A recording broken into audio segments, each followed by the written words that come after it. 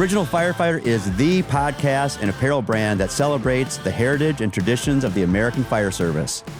Join us each week for lively discussions that aim to inspire, educate, and entertain, all in the effort to support mental health and well-being for first responders. Please subscribe, hit that bell, and follow us wherever you listen. Let's get into the show. Hey folks, welcome back to the Original Firefighter Podcast. I am your host, Will Peterson, and this week we are excited to share highlights from FDIC 2025. In 2.5 days, Original Firefighter was able to record 20 conversations that we're going to show as part of our involvement with FDIC, and we were so excited to be a part of it. We were one of 800 vendors. There was nearly 40,000 firefighters that attended FDIC, and we had so many people come by our booth and just give us their stories and engage with us. It was a great experience. So these are some of the highlights. If you could, go over to YouTube, hit that subscribe button at our channel, Original Firefighter, and as always, be safe. Enjoy this episode. All right, hey, we're at FDIC in Indianapolis, and we're with Tina from the Triple Effers, and we love having you on the show. Thanks for coming. Thank you for inviting me. Yeah. I appreciate it. Yeah. So tell us about yourself. Tell us about you, and then tell us about what your company is. Yeah, I'm a lieutenant in fire service for Miami-Dade Fire Rescue. Oh, yeah. I've been there over 25 years, so getting ready to retire, almost 26 years in. And I'm a paramedic as well, and also a fire inspector. So as a female in the fire service, a lot of times kids will come up to us and say, I didn't know girls could be firefighters. Or they'll say, are you really a firefighter? They never see women in the fire service. Sure. So I decided to do something about that. Triple F is my company. It means Fierce Female Firefighters. And I designed a female firefighter doll for little kids, a little plush toy that they can play with. And girls like fire trucks and girls like firefighters. So I wanted to make that just to show them that they can believe that they can be anything, even a firefighter. Yeah. So they got removable gear, and they come with an axe, a hood, just like a real firefighter. Everything comes off so they can play with it. We just partnered with MSA to make an air pack, a little plush air pack for the doll. Did you really? Yeah, this is the plush air pack. Oh, that's great. Let's see that. Now they can, look like a real firefighter. So MSA is making this for you? No, I make it. You're making it. And I just partnered with them, so they allowed me to use their logo. Yeah. That's great. Yeah. So now how do you get this out into the hands of girls? So I go to a lot of conferences, Christmas shows. I also sell it on my website and advertise, on social media, online. I'm hoping to get into Walmart hopefully soon. I'm trying to work on a deal with them, and Target and Costco will be next, Toys R Us, and a lot of fire museums. I do want to partner with departments actually to see, because we always carry like plush animals or something for the kids when we transport them. Yep. So I want to get better. The trucks to have a doll on it to give to the kid if it's a little girl. If they're injured and they're scared, they can hold the doll and make them feel better because it's all plush and soft. And kids just like it. They sleep with it every night, and it's a great doll for firefighter kids. Yeah, it's great. What's this all made out of? So it's all plush. Yep. So it's just all soft plush, like a stuffed animal, basically. But when you go to work and your kids are missing you, whatever, any firefighter goes on shift and they're gone, their kids are missing them because we're gone half of our life, if not more. They can give this doll to their child and give it to them and say, hey, when you miss mommy or daddy, hug the doll. And then when I get home, you can hug me. So it's a real good firefighter doll to leave at home for your kids so that they can feel like you're still there. And it's unique too. Yeah, it's the only one. Anytime that you think of like what you get your kids for Christmas or their birthdays, it's, there's a lot of very typical type things out there. If a little girl is opening this up for the first time, they see it, they're probably, they're probably really surprised. And they can see themselves, which is kind of cool because they're like, you mean I'll tell you the story. This is really powerful and why I know I'm doing the right thing. I had one mom come up to me, it was at a kid's show, and I was in my gear, and I was holding the doll, and this mom comes up to me with a little girl in a stroller, and she was maybe 4 or 5, and she goes, oh my God, I can't believe you made this doll. Let me tell you the story about my daughter. So I said, okay, and she goes, my daughter came up to me one day, and she goes, Mommy, I want to be a boy. And I was like, where's she going with this? And she goes, my daughter said she wanted to be a boy, and she goes, why do you want to be a boy? And she goes, because I want to be a firefighter, and you have to be a boy to be a firefighter. Okay, yep. So this little girl never saw a girl firefighter before. So when I showed her the doll and me in gear, her eyes just went super big, and she's looking at this like, you mean I can be myself, a girl, and a firefighter? I just changed that little girl's life, and she's only 4 or 5. Absolutely. So now she can believe she can be anything. So that's the power behind just a toy for a kid. It's a very simple concept, but very powerful. Yeah. Will she be a firefighter? We don't know. Sure, yeah. At least she knows she can be one now. Just about every boy started out thinking when they were young they were either a cowboy, an astronaut, or a firefighter. Right, exactly, yeah. Times have caught up. So now we've got both, male and female in the fire service, and they're all kicking ass and taking names. So I love the concept, and we're just happy to have you on the show, quite frankly. I appreciate you having me on the show. We had one of your other members that was actually on our podcast, and we did probably an hour and a half conversation. So that's great. We're on YouTube and all the other platforms, Spotify, Apple Podcasts, and so you'll be able to check out that episode if you'd like. But we make sure that we're always pushing for you guys. Yeah, I appreciate that. So Triple F actually didn't start off making dolls. So we have logos that match the dolls, so they're all female firefighter logos. But we started off as a group page on Facebook in 2013 just to support other female firefighters, because as our brothers, you don't know what type of bra we should wear in a fire. You don't know how to, our monthly visitor, all this stuff, pregnancy. You guys are like, I don't know. So all the girls get together on our group page. It's a private group page, and it started in 2013, and we've reached over 7,200 female firefighters from 58 different countries now. So we have one girl in Africa. They don't even have SCBAs there.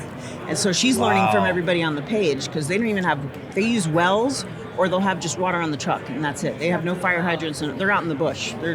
So she learns from us, and she shows us, she's teaching little kids about firefighting. It's an amazing thing to see the different amount of different firefighters all around the world. It's crazy. Yeah. It's so much fun, and if there's any girls out there that want to, come and join us just to talk about girl stuff, in the fire service, it's a great place to go to get information, get knowledge, inspire one another, and just find the different stuff that women go throughout the fire service. Because you guys just don't know. You're building a network, of course. Yeah. But it's always great to be kind of getting them at their youngest too, right?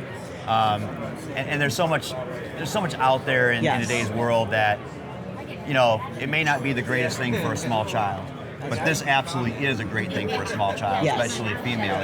Even if they don't want to be a firefighter, because not it's positive. Is what it is. It's a very positive message. Yeah, not everybody's meant to do our job. And I think that there's something for everybody there. Whether they, like you say, they go into the fire service or not, and there's other things to do too. Yeah. They may think about the fire service. There's always other things to do. There's dispatching, there's EMS, there's fire, there's a combination of the two, and so much other stuff too. Yeah. You come to a convention like this and you can get inspired by a lot of things. Oh gosh, there's so much. I know. So much going on. How many times have you guys, is it your first time at FDIC? No, we've been here about 6 years now. About six years, yeah? Yeah, we were coming before the dolls. Right. We're literally the only female firefighter company in the world, so we come and support the women. Just because there's nothing for us. Like growing up, you don't ever see anything female firefighter in stores, stuff like that. So we want our little trinkets, whatever the collectibles, because the guy stuff is cool, but you just want to feel like. Actually, that's a great point. I now that I see that, it really could end up being like it's one of those collectibles that stays with your family, or as they grow up, or maybe it's passed on. Yep, it's another great thing too. Yeah, a lot of people just keep the box. I only made so many, and I've changed the box twice now, and I'm changing it a third time, so they'll kind of be collectibles now.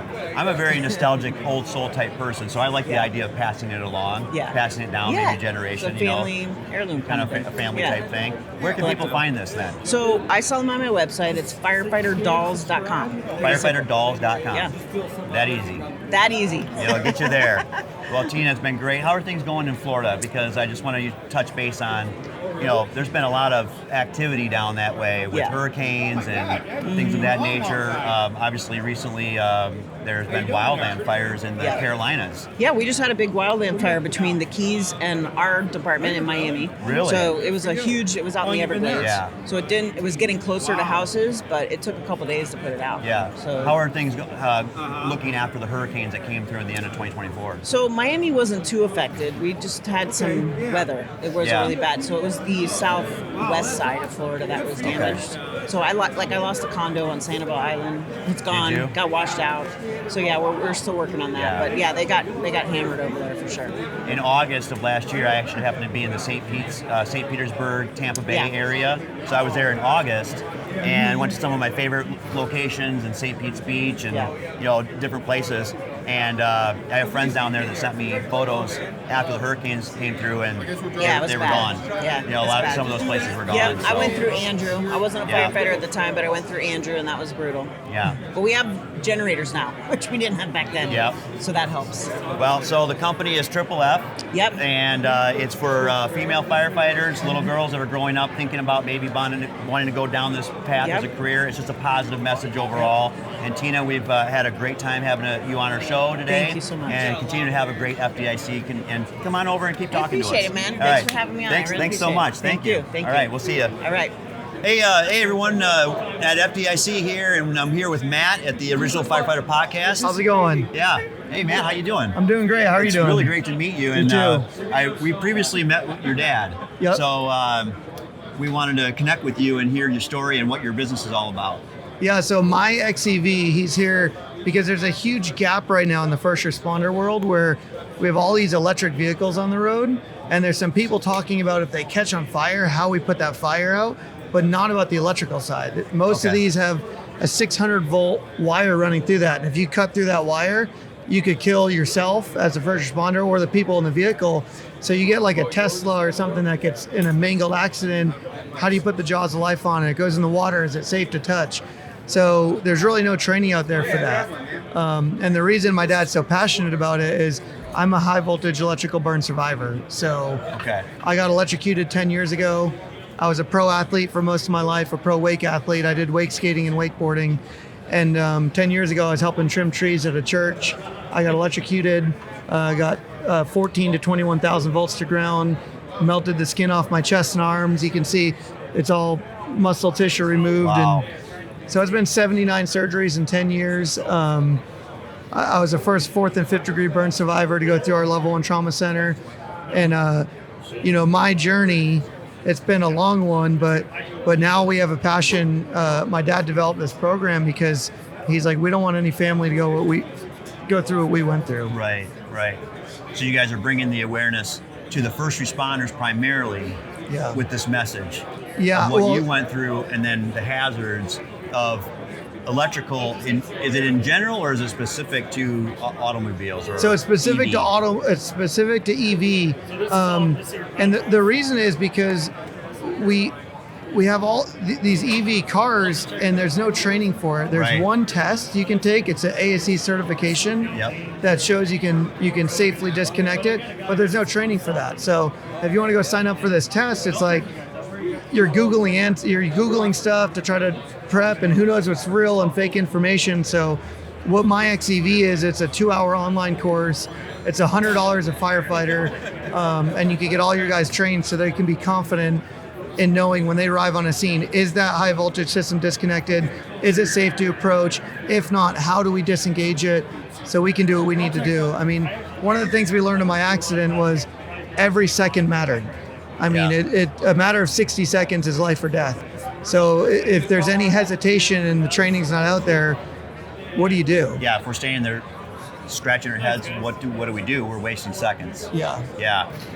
So talk about when you deal with a vehicle that's it looks intact, it's pristine, you understand where the components are, but what about when it's mangled? It's been involved in a car wreck, it doesn't look anything like a car anymore.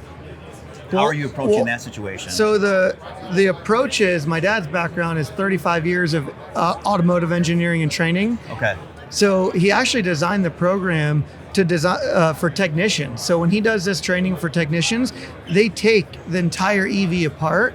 And one of the things like he'll show you is you can disconnect the system, put this blocker plug in, and some of them are just handing those out to fire stations.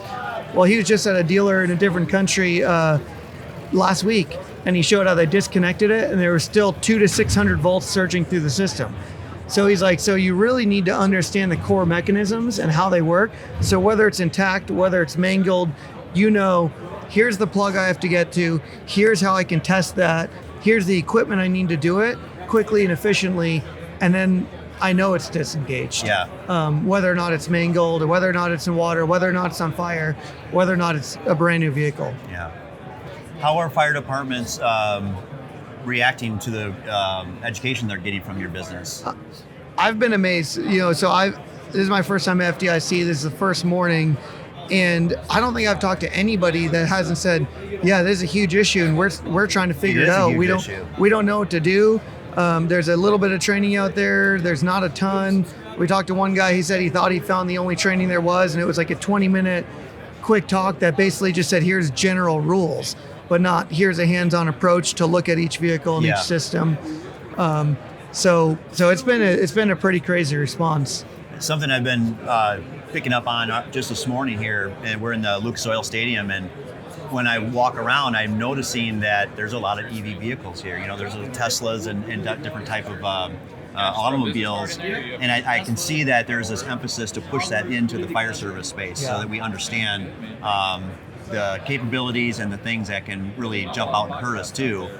Nothing changes the fire service faster than when a firefighter gets shocked or hurt or burned or worse. Yeah. And so certainly it's coming on strong, and let's face it, they're here to stay. They're not going anywhere. Exactly, and that's why we've had when we've before we launched the program, told people about it, they said, "Oh, I thought it'd be more expensive." And for our family and my dad's like, "It's not about the money." He's like, the reason I made it, it's $100 a firefighter for FDIC. There's a discount code. You get it for $50 a firefighter. And even large stations, we're like, we'll work with you. We just want the training out there. Yep. We don't want anyone to go through what we went through. It's been 10 years of surgeries, and I have my 80th surgery on Monday. Yeah. So it's like, I'm still technically in recovery. You're still getting surgeries still? Yeah, so I have an eye surgery on Monday. Okay. We're going to do an eye graft and transplant part of my cornea from one side to the other, because I'm starting to lose vision from an internal scar tissue from where my eyes got burned in my electrocution. So it's like, it's a miracle I'm here. I shouldn't be alive. I got 3 times my blood in my body's capacity in the first few days in the hospital. None of my blood is my own. So it's like, I look at what we went through, and we don't want anyone to ever have to go through that, especially our first responders or the people they're working on. Well, you obviously, unfortunately, but also fortunately, you have an amazing story. Thank you. And the fact that you are here to tell us that and give us that, you represent something that we want to be able to accurately show up to, deal with it, and hope that everybody gets out alive and gets out safely and doesn't have to go through all the things that you have to go through.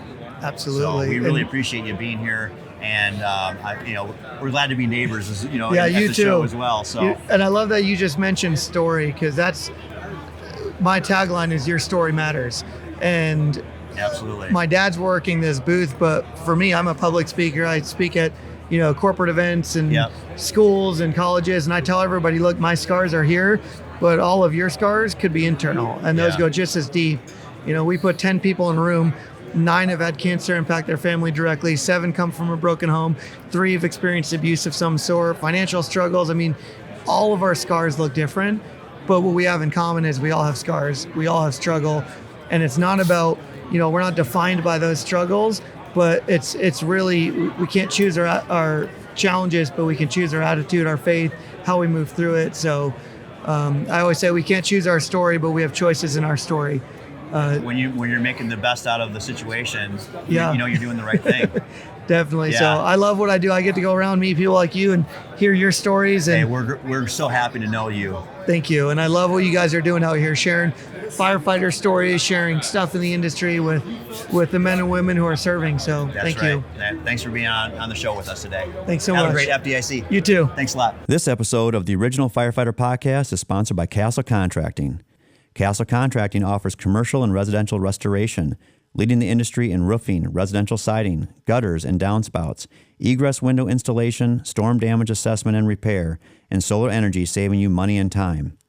If you want to be treated like royalty, contact Castle Contracting to schedule a free inspection. Call them at 877-512-4999 877-512-4207 or go online and visit castleexteriors.net. That's 877-512-4207 or go online and visit castleexteriors.net. Serving Illinois, Wisconsin, and Kentucky, Castle Contracting has you covered. Your home is your castle. Call Castle Contracting today. Hey everyone, Original Firefighter Podcast at the FDIC show. This is the Friday day, and so we're gonna be talking to Rain and Billy from Buckeye, Arizona. And this is gonna be great because they have a podcast as well. Can you tell us what your podcast is? Yeah, so I run the Fireground Fitness Podcast, and I've been running since about 2019, a little over 100 episodes, and it's fantastic. We talk about all things pertaining to life on and off the fireground. Yes. And how are you? Billy's a multi-time guest. He's a super talented division chief in our organization and just one of my partners and longtime friends. Yeah. What's interesting about that, Billy, is that I started my podcast with my two business partners here, and they're here at the show. And then we had another gentleman by the name of Phil, and he's just he's a character. The guy, if you saw him, he looks like Elvis Presley, a young version of him. Copy that. And he was so charismatic, he's kind of become a co-host, if you will. Nice. So he was here yesterday. He had to go back home, but so I kind of like the dynamics that you two have as well. Yeah, well, it's his podcast. I just, when you have friends and then you step into those things, step into those roles.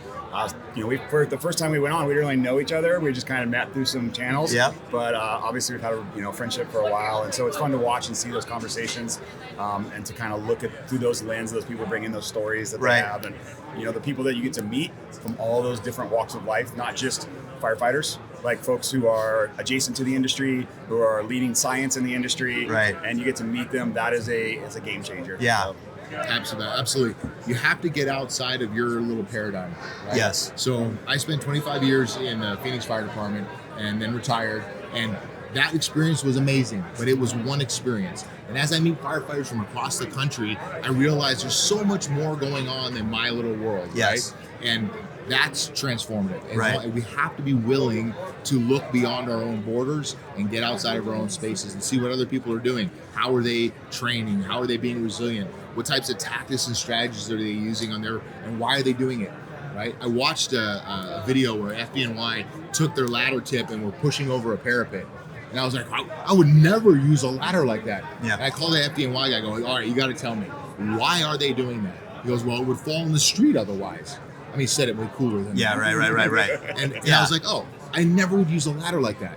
And so it was really important for me to see and be curious about what somebody else is doing. So many times at the kitchen table, right? We'll just, can I swear on here? Yeah, we are. NC, we're at least NC 17. Okay. We will motherfuck other people because we think what they're doing is stupid. Yes. And how is that helpful to us? Right. To be overly critical would be almost an embarrassment to yourself, because you probably have made some really dumb mistakes yourself. Of course, right? I have. Now, certainly there are certain things you do look at. I mean, you do watch some videos out there. I mean, YouTube's a great place to go for a lot of those videos, and you do look, your jaw drops a couple times, like, oh man, that was not a good choice. But you're free to make that choice. You're not free from the consequence of it. Absolutely, absolutely. And leave it to firefighters. We'll definitely give you an opinion about it. So tell us about how you got going in your podcast.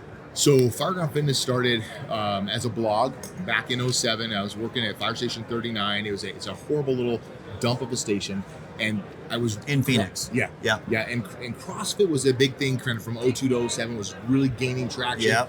And I was like, that's really good, but what do firefighters need, right? Firefighters are industrial athletes and need to train in a way that is unique to the operations on the fireground. Yeah. You need to work in turnouts. You need to work with equipment that's bending, lifting, unstable, and different types of things, right? You need to be able to contort your body and... Yeah, various loads, etc. So I started this blog, started putting out training material, and then after a period of time, I got moved around, and it became really difficult for me to continue to do that project. And so I kind of pushed that to the side, and it evolved over time into let's have a conversation about podcasts and talk about how we do things from a fitness perspective. And then it turned into, well, let's talk about more than just fitness, because fitness isn't just how your back and buys, how your tries look, etc. Yeah. It's more about balance and wellness and the total package that you bring to the table. So you have your mental wellness, your physical and spiritual wellness. These things all have to be in concert with one another in order for us to be successful on and off the fire ground. Right. If you're going to be successful in your family, in your marriage, etc., you have to have a balanced life. If you're going to be successful at work, you also have to be able to come. We talk about leaving home at work at the door. Yeah. Right. It's not realistic. It's not realistic. No. And to that point, like the kitchen table, like for us in the Freedom Firehouse, you don't just talk about the fire ground or that call. No. Like, you talk about things, and then sometimes people reveal things about themselves that you're like, I had no, where'd that come from? And let's talk more about that. Hey, tell me more about that.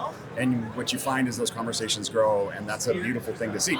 And the thing about where we live in now is like you can have access to people from east to west coast, from north to south, outside our boundaries, and you really get to see a bigger lens and make more informed decisions. That be curious piece is, you look at the conference we're at now, like I'm sure our organizations may do things a little different, but we get to the why of it. You get to meet these interesting people, how they got to those decisions, I met a guy last night who's inventing this product. I was like, how did that happen? He's like, well, threw my back out picking up a patient, so I'm creating this new gurney. And it was like, well, that's cool, man. You need to see where your journey goes and see how it takes you. So one of the ways that I look at the fire service as in its totality is that each fire department is its own machine, but collectively it's all the gears that are operating from coast to coast. And you might do some things differently, and you step out of your, like you say, your comfort zone, you get beyond your borders, and you realize the machine does work differently, and it has to. Yeah. We're not all the same fire department. There's different regions across the country. They deal with different elements. You guys are down in Buckeye, you were in Phoenix. Yep. Were you in Phoenix as well? Nope. Okay, yeah, Buckeye. You went from Phoenix to Buckeye? Yeah. Okay. Yeah. And think about, I'm up in the Midwest, we're freezing our ass off. You guys are sweating your ass off. It's a whole different animal, right? Well, so here's the thing. What's different about our organizations is driven by operational context. Yeah. Right. So the weather and those things are obvious informants, right? It's a big deal. But the types of construction that you have leads to types of apparatuses, leads to deployment models, etc. The thing we all have in common is human beings. Yes. And human beings are messy and complex and behave differently depending on environments, etc. And they come with all kinds of packaging and exposure and experiences from before they ever became firefighters. Right. That all informs how they behave in the organization. So we talk about leaving that stuff at the door, and it's just not possible. So what you have to be able to do is function with that stuff at work. So we talk about being balanced, and I'll be telling you right now that having a balanced life, work-life balance, is a myth, right? However, we have to strive to continue to work toward those balances. So it's a constant adjustment and movement as we're all growing. Yes. Here's the other thing: all of us are on a career timetable, and I call it operational maturity. Right? You're at a certain level of maturity within your organization, within your career, etc. Yep. And so that's something that, as leaders, as companions, as coworkers, as family members, right? However you want to frame it, we have to look at one another and recognize where they're at. And I tell firefighters all the time, well, when I'm a captain, I want to provide some leadership. Yeah. Hey, you can provide leadership from where you are. So start to lead, and that's an important part of what we do here. There's one of my favorite movies is Moneyball. Okay. And in that movie, when they're talking to the young Billy Bean, the scout is telling him, he's saying, hey, we all want to be in the show, but you only get to be in the show for so long, right? And as you go through this process of your being as a firefighter, we end up loving it so much, we take it to the extreme, but the realization is that you don't get to do it forever. And this thing breaks you down pretty fast as well. I'm 26, man. Are you? No, I'm 42. Do we believe that? I don't know about that. Yeah. But I think that what you're trying to say there is that it is a little bit unrealistic to think that we're going to have this great balance because, like I said, firefighting is extreme, and the individual that does it is probably a pretty extreme person. We attract a certain personality, right? Absolutely. When I first came on the job, we had another captain come up from another organization. He spent I was born in 82. He came on the job in 81 where that came over. He was a guy that every day he would train, work out, great captain. And one time he's talking to a group of us and he says, hey, your career is going to do these things, right? You're going to have ups and downs. You're going to have these seasons. The knowledge that he passed on is to recognize what season you're in. Like when you have new babies, when I had my first kid and my second kid, that's a season. You're not going to be able to do the same stuff you can do when you're not. Now your kids are a little bit older, or you're in a different place financially. You don't have to work. It's just recognize where you're at. You're going to go into a testing season. You want to become a captain, a battalion chief, wherever you're going to go. The educational process, you've got to look at the season that you're in, and then be able to navigate that water. And I stepped back for a minute. And I was like, yeah, guys would be like, when I was a young guy, I was not, and they're like, well, not, that young guy has 4 kids and it's way more expensive to live now. And there's a reason that we're hiring folks who prioritize more of their time off. Yeah. And so they're recognizing the season of their youth. And I'm like, oh man, I wish I would have not. That looks like an awesome idea. Or you get the folks who are on the tail end of their career who are maximizing the time there and they're giving back in a certain way. So really seeing that season and just being open to it, that timetable, knowing that, I just came off the truck. I spent 20 years on the truck, promoted. I'm in an office now for 2 years. And it's different. And you couldn't be happier. No, I love my job. I really do. I wake up, I have one of the best jobs you could have. But it's different. Taking my gear off of a fire truck. My whole family was there. For the last time, I'm not a captain on a fire truck anymore. Yeah. That season is over. I don't get to stretch the lines anymore. I'm not forcing the door. I have a different position and function in my organization, and that changes position and function at home and responsibilities, and it's a beautiful journey. Yeah. Mine's not coming to an end, hopefully anywhere soon. So, what do you guys think about the concept that I think we forget to tell those that are coming up behind us, to remind them that you're going through so many of the things that all of us went through. When you're struggling, when you're having the work-life balance issues that we all kind of end up going in, you can think to yourself like, this is only happening to me. Oh, but you realize, the helpfulness is, hey man, we all end up going through it. Let me show you how to get, the positive ways of how to get through it. Well, so I want to answer your question with a question. Yeah, go ahead. Why is it that folks aren't comfortable talking about where they're at? Why they're struggling, what that might be, why they're feeling whatever those pressures are of life? Well, okay, you said something earlier about how we're kind of conditioned at the academy. Hey, your life, your private life is left at the front door of the firehouse as you walk through it, because you're supposed to be engaged mentally, physically ready for everybody else's problems. Coiled Springs, man, ready to go. Yeah. So Right. So the only way to do that is, well, you can't be. The idea is that you can't be in conflict with all of your problems at work or at home, and then come to work and expect to be helping all these other people that are calling you, day and night.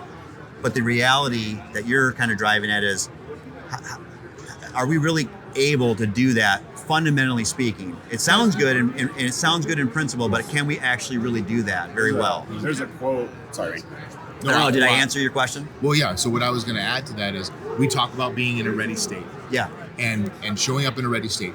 The thing that we struggle with, and this is really hard for people to talk about, because we come into this profession, it's a very, for lack of a better expression, it is a macho profession. Yeah. You need to show up, you need to man up, you need to cowboy up, however you want to say it.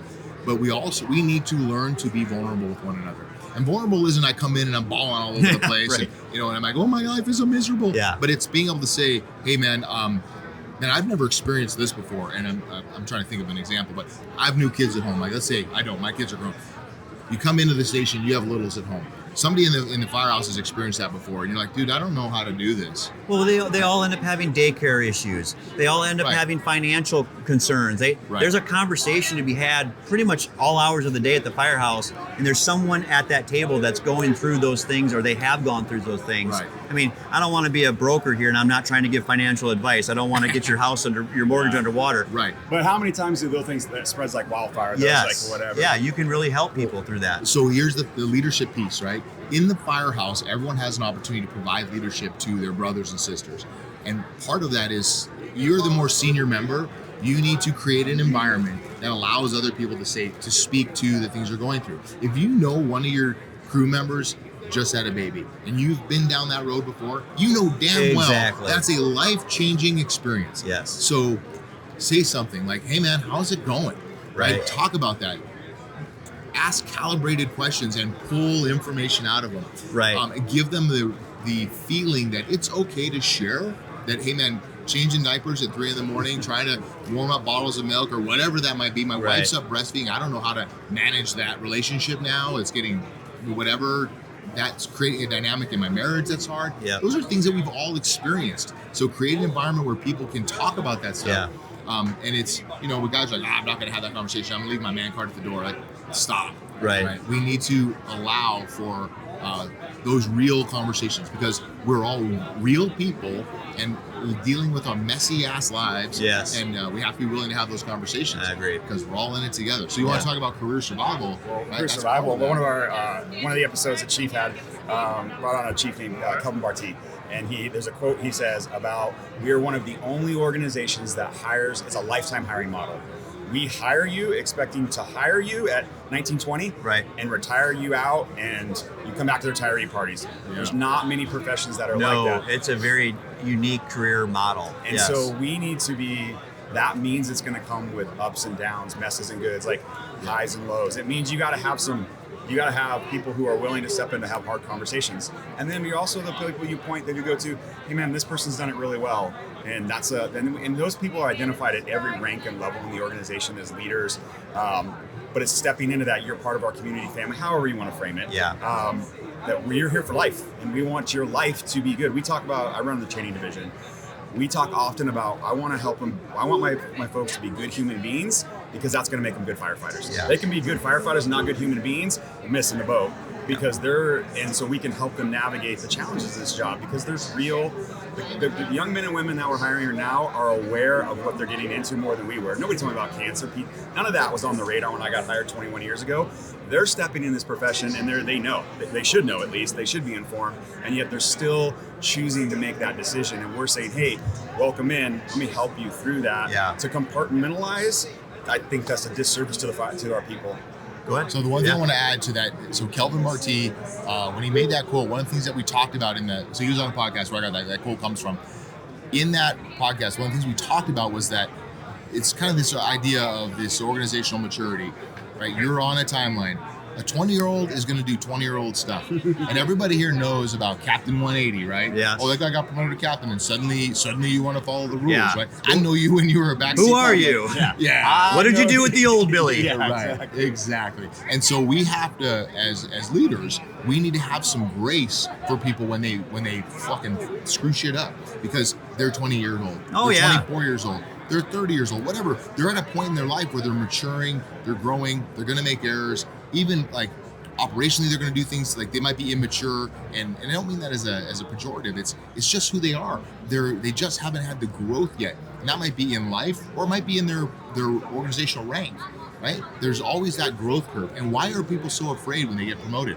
It's scary as shit when you get promoted, because suddenly you're responsible for a whole file folder of things you've never done before. Yeah. And so you're going to make errors, you're going to do stupid shit, and you're going to make mistakes that hopefully they're small mistakes that you can recover from. The key is having mentorship and having someone who will help you learn from those mistakes and grow and develop into the officer that you could be, into the firefighter that you could be, into the husband, brother, sister, whatever, mother that you could be. And we all have to do that together. You bring up you kind of drive towards an interesting point that I'd like to make with you guys, is that we spend a lot of time as firefighters doing the criticizing of other firefighters. And what I'm saying is that when we make a mistake, it gets emphasized. It's like, you made a mistake and we broadcast it, right? We pick the scab right away. And so to your point, when you do become a lieutenant, when you move up the ranks, you start to realize that the mistakes that are made, you end up owning them and realizing that they're going to be really broadcasted. Like, people are going to know about those mistakes. So, you get that nervous twitch where you go, I don't want to make any mistakes. You got to come out of the gate knowing you're going to make mistakes. Yeah. We got to normalize that. Yeah, we got to normalize that. We want to train to it, make it better so that we don't do it again. But also, we're probably not highlighting the good things that people are doing enough. We go right to the negative, we go right to the criticism, we go right to the mistake and highlight it. But we're probably we're probably not announcing the good stuff enough. Somewhere along the line, whether it's culturally, I don't think this is confined to the fire service, is that when someone makes a mistake, it's easier to hide my insecurities and be like, point out, because it's oh man, I would never do that. When all reality is you weren't in that position, you weren't in front of those people. Like I learn best by making mistakes. Like if I can't, I'm a tactile learner. I want to do it. I'm gonna mess it up. Let me mess it up 2 to 3 times. Give me some coaching and let me fix it. Don't speak. It's not a competency issue. This is hey man, there's a decision. You made it. We're learning. We're growing. And that just takes emotional maturity. I mean, it takes time, and that's where that lifelong grind. You need those guys and gals at every side of the rank to come in beside them and be like, "Hey, man, my very first fire ever, I totally messed up taking the hydrant. Totally messed it up. Yeah. I mean, I just blinders went down, right? I was so embarrassed. I took the run sheet home and it was on my fridge. I was like, I'm never gonna let that happen again. I was a 20-year-old kid. I messed up, right? Yeah. The fire went out. Nobody got hurt. Yeah. The fire participation trophy of the fire service, right? But it was good. But at the same time, I tell that story in the academy to the recruits, being like, hey, you're gonna come out of here hard charging. You're gonna be in the best shape of your life. You're supposed to, and you know what? That first fire, you're gonna make a mistake. Yes. 20 years on the road, you're never gonna have a fire that goes right. There's gonna be something you can learn from all of it. So it's an interesting paradigm shift that we're trying to get to. So here's the question: why is it so hard for us to make mistakes in front of one another? Because we eat our young, right? We eat our young, each other up. Yes. And so I think as an organization, and I say that globally, right? As a fire service, if we want to get better, a few years back, I was the division chief over special operations in Phoenix, and what I saw, not to be too hard on my brothers and sisters, but a lot of the senior members would drift to the back and stand out. They would be like, "Oh, young buck, you go up and do the training. I'm going to step. You need the rep. Yeah. And so what happens is these guys who slowly build up rust on themselves, they slowly decay, their skills begin to decay, and then of course, because they grew up in the fire service, they know exactly what we're going to do to them. If they show up and make a mistake, we're going to freaking tear them up. Yep. So then it becomes it's a self-feeding cycle of deprecation. It goes down.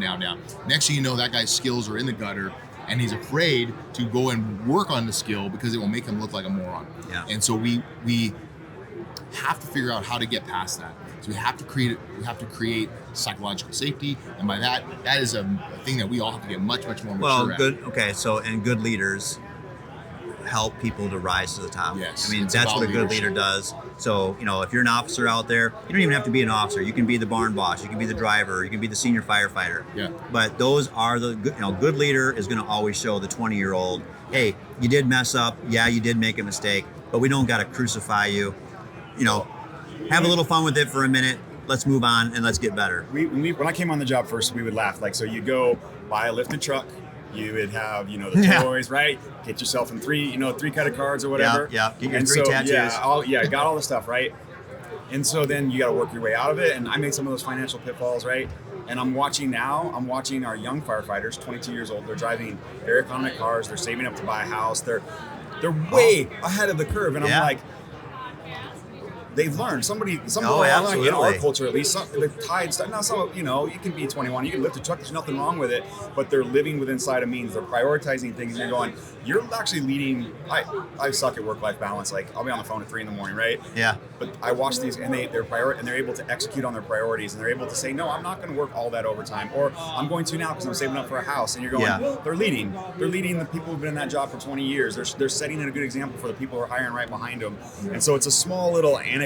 There is there's almost a little bit of a curve that comes back our way. Like we're actually learning a little bit from them. 100%. They kind of are doing the, work to home life percentage ratio.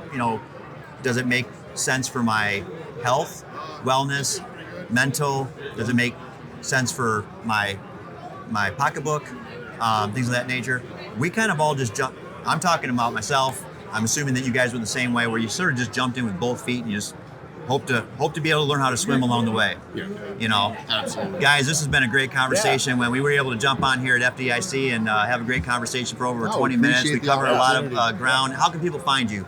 So, well, that's a great question. I'd love to tell you. So firegroundfitness.com. Yep. And it's on all the different podcast platforms. You can find it out there. And you bet. Anywhere you get your podcasts? Yeah. All right. Anywhere you find good podcasts, there it'll be. All right. This episode of the original Firefighter podcast is brought to you by Benny's Slots, Wine, Spirits, and Empire Gaming.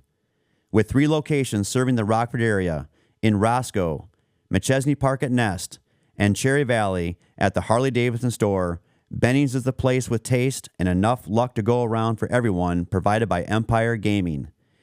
Each location offers fun and entertainment with weekly sports, events, drawings, and live music in a plush environment. As a side note, I recently had my retirement party this past summer at Benny's at Nest in McChesney Park, and they gave us the VIP experience all around.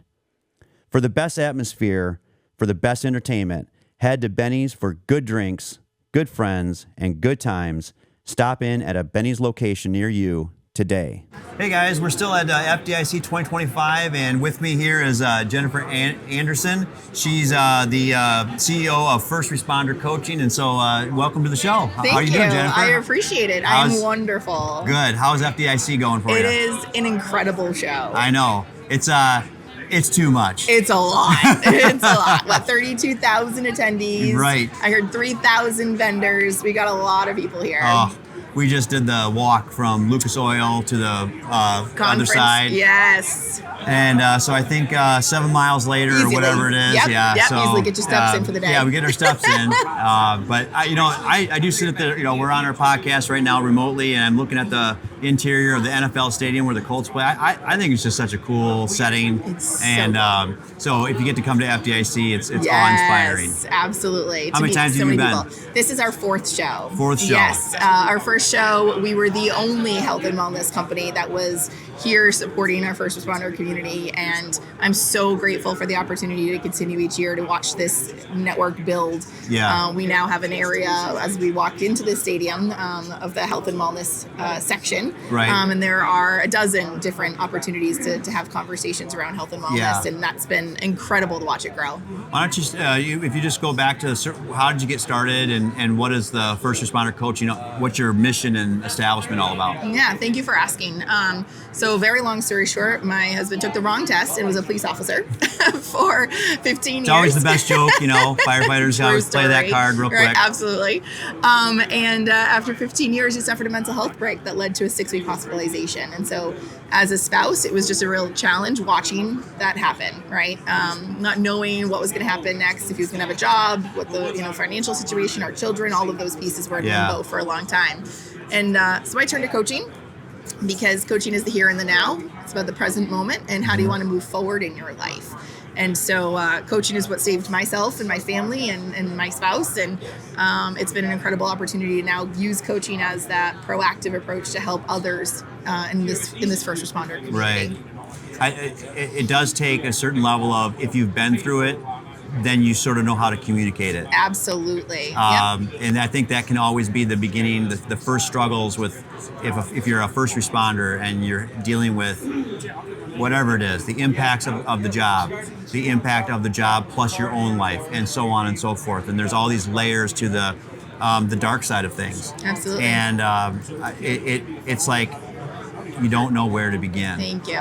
If you're an outside observer, then you see it happening, and also it happens, I'm assuming. Yes, it's from 0 to 150. It's that one moment, that turning point, that it's no return. You almost become the testimonial. Thank you. That's exactly it. So I couldn't just sit back and continue to watch others suffer in silence, other spouses not knowing how to approach their significant others and ask the difficult questions. And that's really what coaching is. We train coaches across the country. We've got over 80 coaches in 25 states, and they are the boots on ground asking the powerful questions about, man, how are you? And not just, hey man, how are you? I'm fine. It's, hey man, let's sit down and have a conversation. You were late to work yesterday, or I noticed you were really upset. You kind of had a moment there. What was that? Let's really dig a little bit deeper here in order to understand where we are, in order to really help us move forward, right? We talk about longevity in a career. Congratulations on retirement. Well, thank you. It doesn't feel like that, but you know, and I love the fact that I still keep a foot in the fire service and just doing this as well. But continuing on with what you're talking about is, when did you? So you had to go through the situation, and then you said, okay, now I need to do something about it. Yes. So then how long ago did that start? Oh gosh, that was 2019. I became a certified coach, and I launched my company in February of 2021. And at that point, I was strictly law enforcement, excuse me, and I had focused on the spousal aspects. And of course, after the January 6th event, our Capitol Police spouses were in desperate need of some support. Right. So I was able to connect with them and did some coaching with the Capitol spouses. And then shortly thereafter, they were like, we want to do this. How do we become coaches? How do we give back to this community? Yeah. So went back to the gentleman who trained me, and we created a 12-week certification course. Our Capitol Police spouses were some of the first to join our company, and sure enough, as they were doing some coaching work down that Capital area, Maryland, a fire captain had been killed in the line of duty. And so the fire chief had reached out to one of my coaches and said, hey, we know you're supporting the blue, can you come support the red? And it was a no-brainer. Right. Duh. Yeah, right. absolutely. Yeah. So we've been boots on ground again in dozens of cities across the country to be able to connect and network and train and educate people about proactive approaches. Where are you based out of? So we're based out of Massachusetts, Okay. But we do online trainings. Coaches are non-clinical, so we don't have any sort of limitations in terms of state boundaries or licensing. But one of the things that I like to impress upon people is this isn't just a, $250 on a Saturday morning, I'm a life coach. We train at the highest level of expectation, of ethics, of our core competencies through International Coaching Federation. We are legit, and all of our coaches are first responder community members on purpose. We need to have that level of cultural competency for sure. Are you using people that are from the civilian walk of life, or are you training first responders to be coaches? We are training first responders. You're training first responders to be coaches. Yes. And then is there a level? So obviously you have a credentialing system to bring you on board, and then do you have a continuing education component? Absolutely. So a couple of different options. Once you receive your certification through FRC, you can continue to use that on your own for peer support development or CISM team development or within the departments. Oftentimes departments will pay to have someone go through the training. And then on the other end, we have opportunities for business building. If you are taking your certification, you may absolutely create your own business for the coaching world in the first responder community, because I feel incredibly passionate about impact. And if I can create other people doing what I'm doing and having the difficult conversations and sharing what coaching is and what it looks like, then that's so powerful. So you're okay, what you're promoting is you're willing to do the initial training and help them through their continuing education as well. Absolutely. But they can go off and begin their own Create chapters their own. or start their own business behind it. Absolutely. And then the third opportunity is we do have contractors. So people who want to use FRC resources. We have packages that we've already established. We have business building materials and tools and strategies, brand building and tools and strategies. So people will stay on with FRC in order to continue their work, doing coaching through our company, but also establishing their own network, right? Yeah. It's really just about educating, like I said, telling people that there is a proactive piece out here. Cheeseball, connection here. We are the smoke detectors. We talk about the smoke detectors, right? That's a good analogy, right? though. It's a good analogy. It's why are we waiting for those to go off when we Yeah. realize that the crisis is happening? Like Yeah. we need to be that proactive force and make sure that smoke detectors are in all of our departments to kind of get that whiff and see and understand that something's going on and what can we do to ask the questions and also be prepared when we get the answers of no, man, I'm not okay.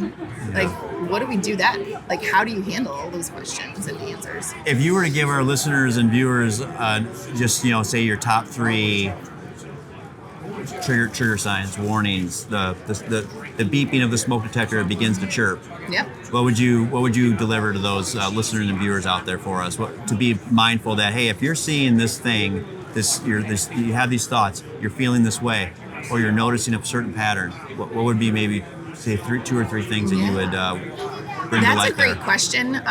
One of the things I'd like to stress real quickly is that we are not crisis managers. Like we do not do crisis work. However, as a coach, it is your responsibility to listen and listen really well. And you pay attention to the things that are not only being said, but things that are not being said. And asking those questions to kind of dig a little bit deeper. So the 3 things that I would suggest in terms of noticing is just paying attention. 1, right? You know your guys. You work with them for hours and hours and hours on end on a shift. You know your guys. If something seems like something's off, ask. Ask a question. A change in behavior. Change in behavior, absolutely. Just paying attention to those little things that, a guy coming in late, like I said, or, disheveled, or he's not as fast on the rig when the, belt tones drop, like whatever that might look like. Right. Sleeping habits, right? As a spouse, some of the things that I suggest is to create a numerical system, having conversations about, hey, when I'm heading into work, where's your level of anxiety? Where's your level of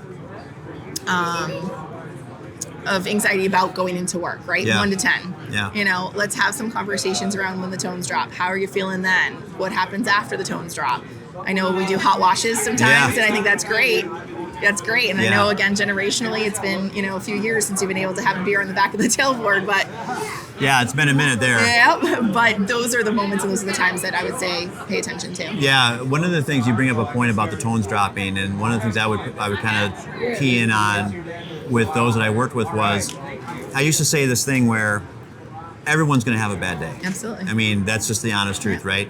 And let's go a little bit further. People are going to have a bad week. Amen. You might be going through some serious stuff at home. You could be going through any kinds of numbers of things. Absolutely. So pick a problem, and we're all dealing with something like that.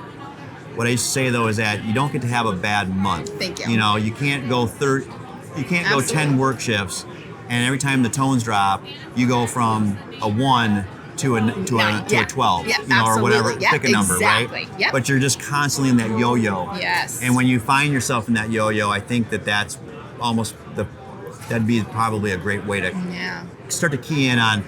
There's a change here, I think. Yeah, what's going on? And to be honest with you, waiting the 30, the 60, the 90 to have a conversation, that's sometimes too long, right? I agreed, yes. So we have to be mindful of, about those, patterns and behavior. Right. Being mindful of them, and even if it is just a, man, are you okay? Like, what's going on? Or, open door policies. I think it's hilarious because we talk about open door policies, but what about open chair policies? Yes. What about the eyeball to eyeball? Yeah. What about the, hey, how are the kids today? Even if you don't want to jump right into the conversation of difficult pieces, but just engaging. Yeah. A guy that's being aloof, for a shift, like, what's up with that guy? We really, and it's something else that we stress too. And again, this is kind of using my own experience, if you will, please. where you get the officers especially it's your job to get out of your office and go into their space. If you're dealing with firefighters that they understand the hierarchy, they know that there's a chain of command and a system within the firehouse. But when they come towards your office, there's a threshold. They don't want to cross over it a lot of times. You have to get out of that office and go over to them. Yes. And I think that's a great way to be checking in with them every day. And would you support that? Absolutely. Oh no, of course. Yeah. Please do. Meals, right? You guys break bread together. That is something that is so incredibly important. That right there is the best part of the fire service in comparison to so many other walks of life where you get to have that meal with each other every day. Yes. Yeah, it's and great. then utilize that time. Really be mindful of the time that you're spending in that kitchen with those guys, and asking, getting to know them, and just being human. Right. That's something I can't stress enough, is that feelings are human. They are not male, female. Right. We all have them. We all experience in them, and to pay attention to them and hear them and be mindful of them is absolutely something that is necessary to have that proactive piece, right? And not just ignore, or I don't know if I should say anything, or I don't know, right? No, actually engage, guys. We have to continue to engage to make sure we know what's going on with our people. Be present. Be present. Yeah, absolutely. This has been a great conversation. I'm glad that we were able to jump on. Can you tell people where they can find you? Oh, absolutely. So again, I'm First Responder Coaching, 1ST, respondercoaching.org, and my phone number is 978-616-7989. So please reach out, text messages, calls. I welcome them all. Definitely want to get the word out that coaching is that proactive piece. Yeah, so thank you so much for your time. Oh, no problem. Sounds like you have an open door policy. Oh my gosh. That's great. Open chair, 24/7. Again, not crisis work, but you will be hearing back from someone within the 24-48 to make sure we support all of the needs. Well, Jennifer, great to meet you. I'm so glad you were on the Original Firefighter podcast. And make sure to check in with each other and be safe out there. Hey guys, Original Firefighter here at FDIC 2025, and I got Chris and Cody.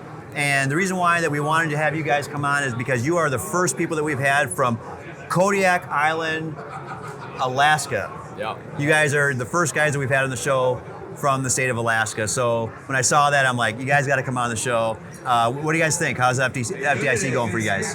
This is my first time here, Chris as well, and you cannot get enough done. There's just too much to do. Right. We were just in a class, we had to rip over here, and the information that is being provided here is just immense. Yeah. And 100% come every year. Yeah. Like, it's just get your station to send you over here. Is this first time here? Yeah, first time here. It's been great. We went to the Alaska State Fire Conference back in September, and even that, I was like, wow, this is huge as compared to Kodiak standards, and this is like 20 times bigger. So like you said, there's not enough time to do everything. Right. Wish we were here longer. Yeah. What do you guys think about being in the NFL stadium for the Indianapolis Colts? This is pretty wicked. We were outside and we got to see the Peyton Manning statue and actually walking around yesterday, just seeing the 9/11 memorial. Right. Just everything. This town is amazing. And it is. You have to make multiple trips to get all of it in. Yeah. It's pretty amazing. Last night for dinner, we went to the Yard House. Okay, yeah. And we met the GM, Matt, and our server was Maria. Okay. They both took care of our group so well. Yeah. I mean, the first round was on them. Yeah. Appetite. I mean, we were kind of wow, where are we at? And they were so busy, but they were so kind and so good. So we recommend the Yard House here in Indianapolis. Where have you guys? What classes were you taking this morning? This morning I took. Put me on the spot with that one. Oh, it's okay. The lead from the front. Lead from the front. Yep, and just addressing issues, PTSD, line of duty deaths, and how you can be a leader of your department. Yeah. I think that's fundamentally that's been a major push that I've noticed just in messaging, mental health and wellness. Yeah. Certainly, our podcast has got an approach to that as well. We think that you're a whole person. We want to talk about the off days, not just the on days. But what have you enjoyed the most at FDIC so far, Chris? Just all the classes. We've been here since last weekend, so we were doing the hands-on classes. Yeah. And so how it's kind of worked out for me is those first 2 days were fire, and a lot of the classroom instruction stuff I've been taking with EMS. Yep. So this morning I did a class on questioning resuscitation methods that are used. But it's such a great opportunity to learn. Yeah. Definitely going to take this back home. Specifically to the conference, what has been the coolest, baddest, awesome thing that you've seen? Anything come to mind? Like in this conference or Yeah, the class? That 8-hour RIT course we did was pretty epic. And was it a RIT under fire type thing? Yes. Yep. Okay. Yes. And that was definitely something because it's, like you said, our health and wellness, our firefighters. Put on by IFSI, right? Yes, correct. We're going to go that extra mile to when it's our own firefighters, right? And not because the other lives are less important or anything like that, but because they're our brothers and sisters that we work with every day. Yeah. And so to have a clear head and just drill, being able to do the intelligent moves for our own firefighters. That was what I loved the most about this. Good, awesome. How about you? Yeah, so as for the actual conference, I mean, it's been awesome meeting all these other firefighters from around the world. Yeah. I grew up in Massachusetts. It's crazy, right? So whenever I been seeing some Red Sox and Bruins hats around, I that's cool. Stop and say hi. And we actually were in a class, and the guy sitting 2 rows behind me was someone that I met at the State Fire Conference from Homer, Alaska. So wait a minute. So you're from Massachusetts? Yes, I grew up in Martha's Vineyard. Okay, I gotta ask, how did you get from Massachusetts to Kodiak Island, Alaska? My mom was in the Coast Guard. What's that? My mom was in the Coast Guard. Oh, okay, awesome. So we moved around a lot. Thank you. Thank her for her service. Yeah, she retired after 21 years. 21 years in the Coast Guard. Okay, so now the reason I wanted to have you on the show was because what's life like in Kodiak, Alaska? I mean... Yeah, I was born and raised there. Were you? Yep, 1990. And one of our fire members, actually, he's retired, Dick Carson. Is the mustache a requirement to be, if you're born and raised in Kodiak Island? No, it's mostly a beard. But as a firefighter, you can't rock the beard. My wife would much rather I have the whole thing. Right. It's badass. Thank you. I appreciate it. So again, just start over. What is life actually like in Kodiak Island? Kodiak Island is primarily a fishing community. Okay. It is a working town, and it revolves around just fish in general, and we ship off to all around the world for crab, halibut, cotton, all the fishing, right? Yeah. And so growing up, you got an option. You either go fishing in the summer when you're not in school. Yep. You know, a lot of my friends, are career fishermen. They go out into the Bering Sea and just do the fishing industry. I personally got seasick the first time I went out. I was like, that might not be for me. I had an incident where I had involved in a burn situation, and that was why I went into the fire service. Was I decided I don't want anyone to feel what I had to feel. I think I want to do fire, and so that's when I started deciding. I wasn't even going to go to college. Okay. Yeah, I just wanted to get out of Kodiak, actually. Yeah. And because talking about Kodiak, then segue, we get a little bit over 100 inches of rain or so. Kodiak Island does 100 inches of rain per year, and so wildland isn't huge on our side, but we still get fires. Matter of fact, we were talking to you yesterday. Yeah. And as I was talking to you, we got a call in on our I Am Responding app that we had a house fire in Kodiak that we weren't able to be a part of, but all of our Bayside members just ripped over there. We were following it on his e-dispatch app to listen in. Yeah, we have a live stream of our radio feed. Oh, no kidding. And, and our members crushed it. They did really well. It was 3 stories, I believe. Yeah. And a new family in town that had just moved there last year. And and they've already experienced the fire. Wow. And oh man. No injuries. Okay, good. Just property. How population-wise, how big is Kodiak Island? This is a great question for this. It's about 10,000 people. It fluctuates. A lot of people come in the summer and stay here for hunting and fishing, and then leave in the winter. Yeah. So you've got tourism or some kind of recreational outdoors type stuff, obviously. Yes. Yeah. So for tourism, actually this year we're a cruise ship destination. All these Alaska cruises. Oh, okay. I think we're getting 30 cruise ships in town over the summer, and each of those is a couple thousand people. So as those cruise ships, do they actually port in Kodiak Island? Do they come in and they stop there? Yes. So does that require you guys to have to be knowledgeable on ship deck firefighting? Do you have to deal with that in realm of any speak? So we do have 3. We have the Coast Guard Fire Department, and then obviously the Coast Guard. Yep. And then we have City Fire, and then Borough Fire. We're Bayside Fire Department, the Kodiak Island Borough. Okay. And so we actually have control of the entire island, and then even some parts of the mainland. All right. And so we're looking at getting some boat structure for that kind of response. But yeah, marine safety is one of the biggest things we have to do. I'm actually a marine electrician. I wire boats, and so we have to do everything to Coast Guard standard. And so we have that integration there. And you just got to be. And then Chris and Shelby, one of our other members, they like to take our Miss Linda. Do you have a coin of that? I do. We have Miss Linda is our retired engine that is in support of breast cancer. Yeah. Oh, thanks, guys. All the cancers. Okay. And we bring her down to the ferry terminal and to the cruise ships. Nice coin. And we just give kind of a spiel. I personally haven't been down there last year to do any of the spiel, but Chris and Shelby went down there. And what do you talk about down there? Just summarizing the history of the engine. One of our captains, an Anchorage fire captain, member of the Dolph family. Okay. They're firefighting family in Anchorage and Kodiak. And so we have some here, we have some there. And unfortunately, Linda Dolph passed away from breast cancer, I believe 2009. And so Anchorage Engine 8, they were getting a reserve engine. So they commissioned the pink wrap. It's got all types of cancer ribbons on it. And then in, I think 2015 or so, they sent it to us. Yeah. And that's where it lives today. Oh. And it's really a cool parade piece mostly. People love the pink, but it's also a reserve engine because it still works just fine. Really? Yeah. So it rolls out? Yeah. We did it for our training drill just on this last iteration. Seek Thermal sent us some. Yeah.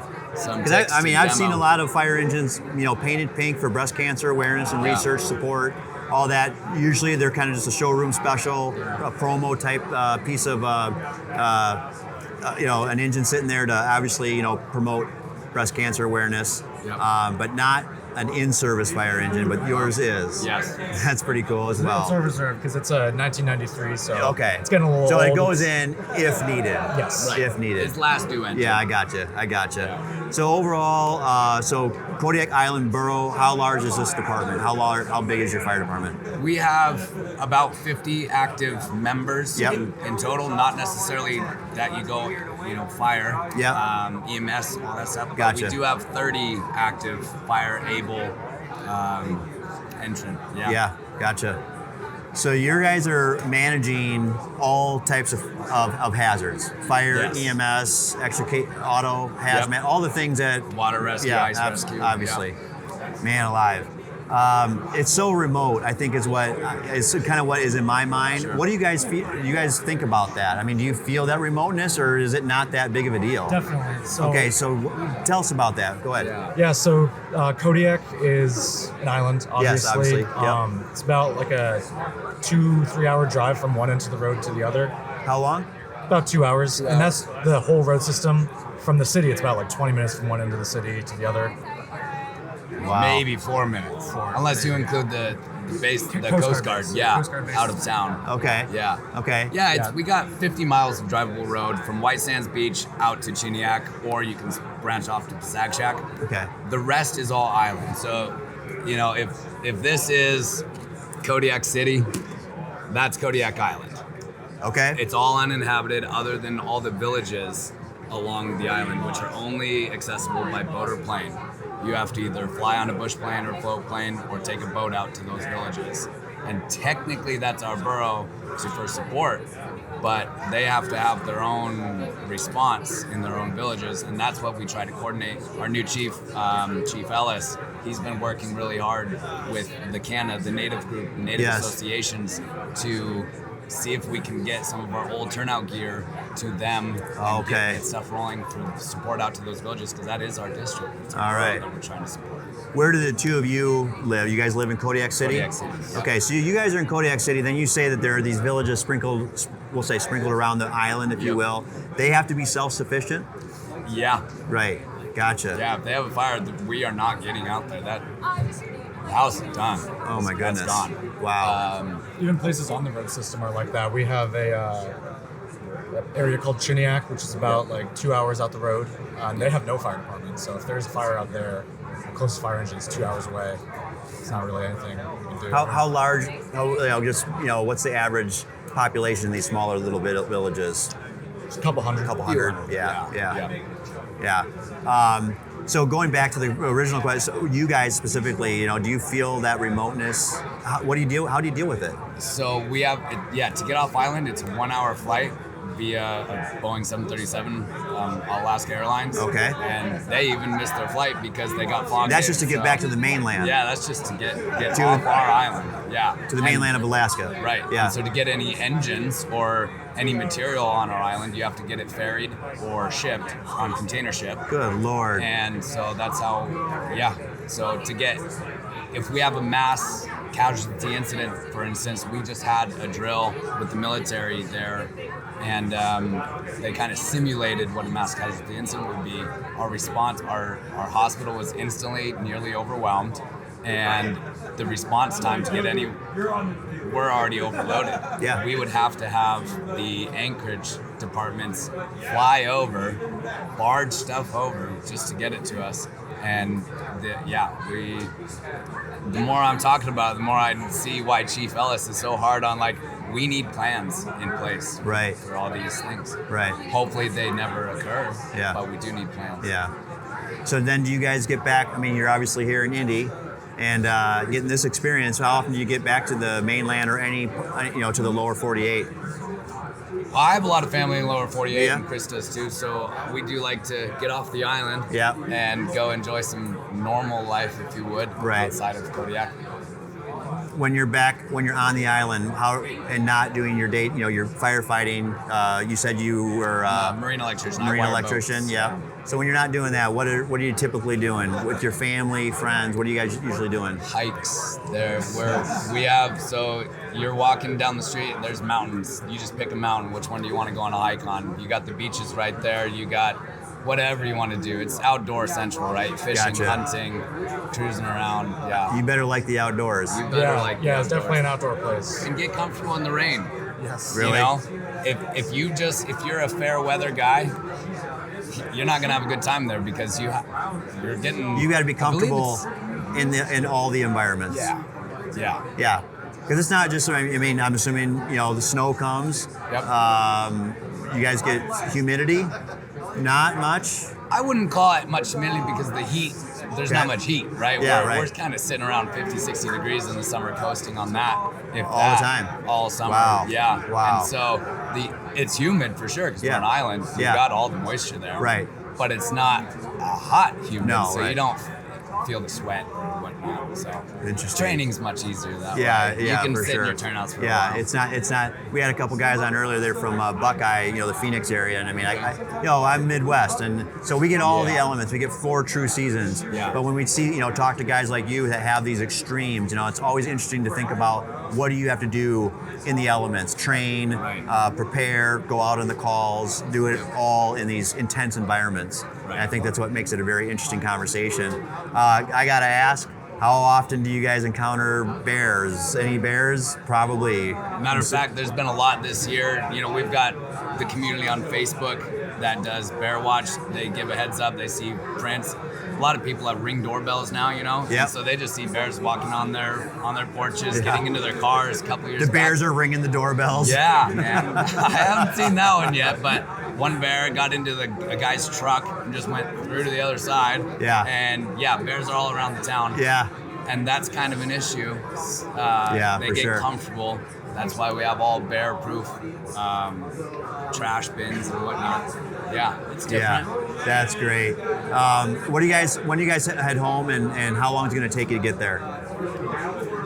So we're leaving Saturday. Okay. My flight back's actually not that bad. I have really short layovers flying from Indy to Chicago to Seattle to Anchorage to Kodiak. Your flight here sucks. How many flights? How many legs? Indy to Chicago to Seattle to Anchorage to Kodiak. But the one here was way worse. Like he said, my flight got canceled and the plane couldn't get in due to weather. Okay. And so it was a 24-hour trip total. Flew Kodiak to Anchorage to Portland, Oregon, then to Charlotte for some reason, then back to Indy. So I kind of passed. Oh my gosh! And what about you? What are you? Mine was pretty sweet. Yeah. Try and get the morning flights because that means if our plane actually stays overnight on island. So if it got in last night, we're definitely getting out. So morning flight, flew out of Kodiak to Anchorage, hung out in Anchorage for a while, and watched our Kodiak High School compete. And then flew down to Seattle, and Seattle straight here. Wasn't bad. Pretty good flights, overnights, have a breakfast in Seattle and get here, have some lunch. Yeah. Dinner. Well, guys, I mean, we've really enjoyed having you on the podcast. This has been a podcast with Chris and Cody from Kodiak Island Borough. And, thank you for sharing the experience that you have. It's a very unique one. And always be safe out there on the island, okay? All right? Thanks for watching and listening. Be safe.